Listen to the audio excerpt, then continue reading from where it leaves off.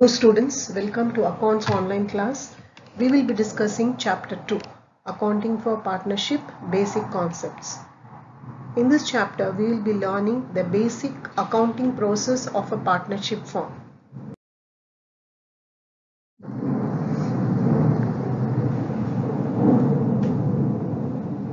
Meaning of drawings. Cash withdrawn, goods or assets taken over by a partner from the business for his personal use is called as drawings. So if a partner takes out fund or any asset from the partnership business and utilizes it for his personal purpose, then it is termed as drawings. I have given here an example. Mr. Ram withdraws cash of rupees 10,000 and office furniture worth rupees 20,000 from the business and used it for his personal purpose. Then Ram's total amount of drawings is rupees 30,000. Interest on drawings. The partner incurs some cost on his drawings and that is called as interest on drawings. The interest on drawings is an expense for the partner as he has to pay the interest on his drawings amount. The interest on drawing is an income for the firm as the firm receives the interest from the partner on partner's drawings. So interest on drawing is an expense for the partner which he has to pay to the firm, or in other way we can say interest on drawing is an income for the firm charged on partner's drawings. As we follow business entity concept, we prepare accounts from firm's point of view. Methods of calculation of interest on drawings. There are three methods of calculating interest on partners' drawings. The first method being product method, the second being average period method, the third one is direct method. So we are going to see the first method, that is product method. Product method. When varying amounts are withdrawn at different intervals, product method is used. So let us take an example. A withdraws the following amount for the year ending 31st March 2018. On June 1st, he withdraws rupees 4,000. On October 31st, he withdraws rupees 2,000. And on December 31st, he withdraws rupees 1,000. So if you look at the date, he is withdrawing on different dates. It is not uniform. He is not withdrawing in equal intervals or the same period. After June, July, August, September, there is no withdrawal. Again in October, after 3 months he is withdrawing. Again after 1 month he is withdrawing. So there is no uniformity of withdrawal period.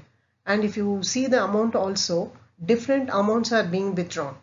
So 4,000, 2,000, 1,000. So whenever vary amounts are withdrawn at different intervals, product method is used. And the formula to calculate product method is interest on drawings equal to total product into rate into 1 by 12.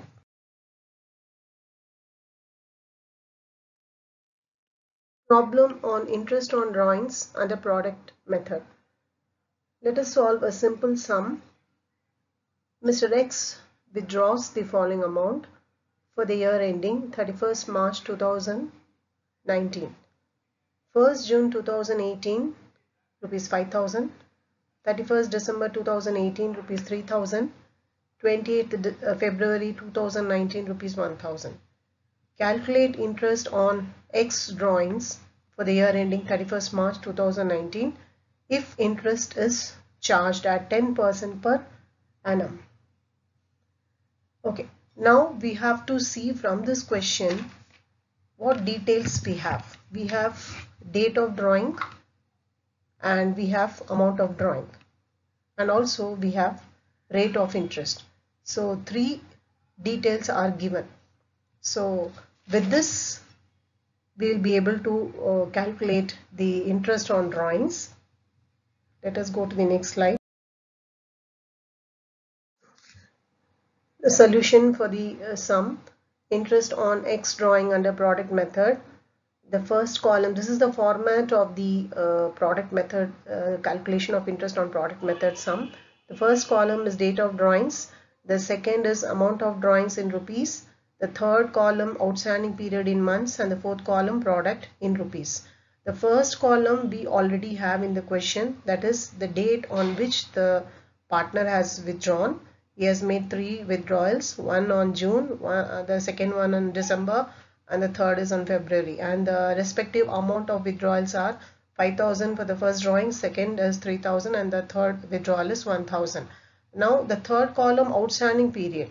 So how to find out this outstanding period? Outstanding period is nothing but the interest which is outstanding from the partner till the accounting year ending, that is from 1st June 2018 to accounting year ending. So what is our accounting year ending? If you look at this date of drawing, the accounting year, we can say it is 1st April 2018 because it starts with 1st June. 1st June is the first withdrawal. So the accounting year is 1st April 2018 and it ends with 31st March 2019. So our accounting year is 1st April 2018 and the ending is 31st March 2019. With this accounting year information, we will be able to find out the outstanding period, right? Accounting period 1st April to 31st March 2019. Date of drawings given in the sum, amount of drawings given in the sum, outstanding period. We have to find out product also. We have to find out how to find out outstanding period. So June 1st he has withdrawn. From 1st June to 31st March it amounts to 10 months. So June, July, August, September, October, November, December, January, February, March. That's how you got 10 months. Then December 31st. So December interest we cannot charge. January, February, March. So March is our accounting period ending. So January to March, 3 months interest is outstanding. Similarly, the last withdrawal 28th February. February last he is withdrawn. So February interest we cannot charge. Only March month interest will be charging, that is for 1 month. So that's how we arrived at this outstanding period. Now coming to the last column, product. Product is nothing but multiplication of this amount of drawings with outstanding period.